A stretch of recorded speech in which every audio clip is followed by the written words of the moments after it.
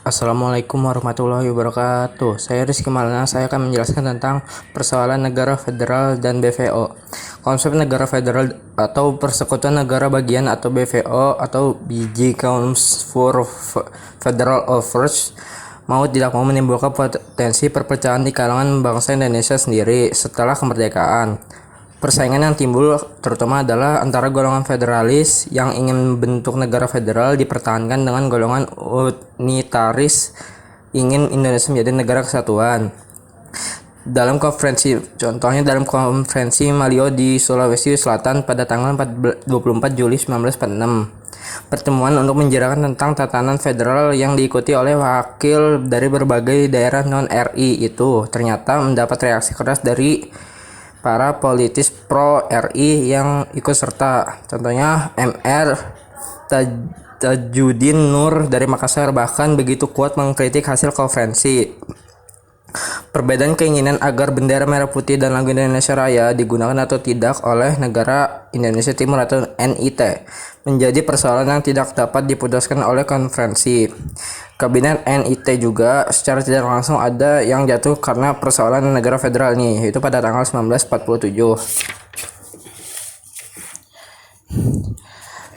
Dalam tubuh BVO juga bukan tidak terjadi pertentangan. Sejak pembentukannya di Bandung pada bulan Juli 1948, BVO telah terpecah ke dalam dua kubu. Kelompok pertama menolak kerjasama dengan Belanda dan memilih RI untuk diajak bekerjasama membentuk negara Indonesia Serikat atau NIS. Kubu ini dipelopori oleh Idik Anak Agung Gede Agung NIT serta RT Adil Puradijera dan RT Jumaha atau Negara Pasundan. Kubu kedua dipimpin oleh Sultan Hamid II Pontianak dan Dr.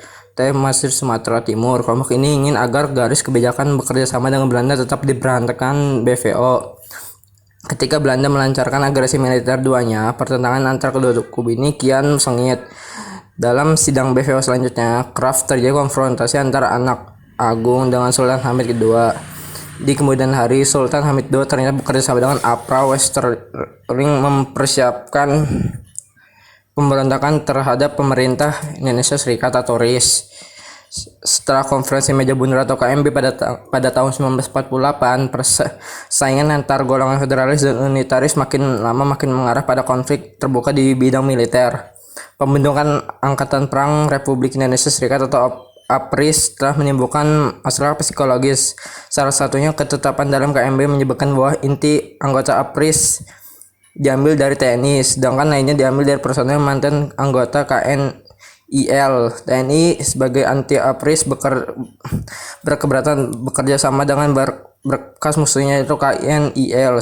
Sebaliknya, anggota KNIL menuntut agar mereka ditetapkan sebagai aparat negara bagian dan mereka menentang masuk anggota TNI ke negara bagian atau dalam kurung Taufik Abdullah dan AB Lapian 2012. Kasus APRA Westering dan mantan pasukan KIN Andi Aziz bagaimana telah dibahas sebelumnya adalah cermin dari pertentangan ini.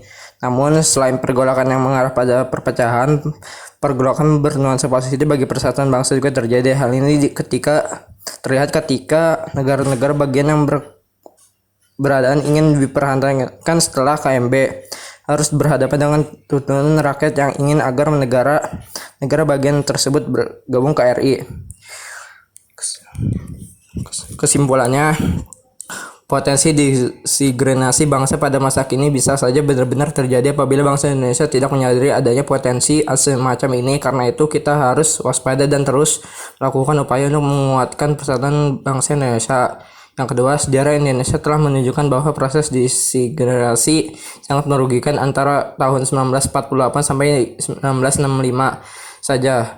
Gejolak yang timbul karena persoalan ideologi, kepentingan dan berkaitan dengan sistem pemerintahan telah berakibat pada banyaknya kerugian fisik, materi mental, dan tenaga bangsa. Yang ketiga, konflik dan pergolakan bangsa berlangsung di antara bangsa Indonesia bahkan bukan saja bersifat internal, mereka juga berpotensi ikut campurnya bangsa asing kepentingan nasional bangsa Indonesia.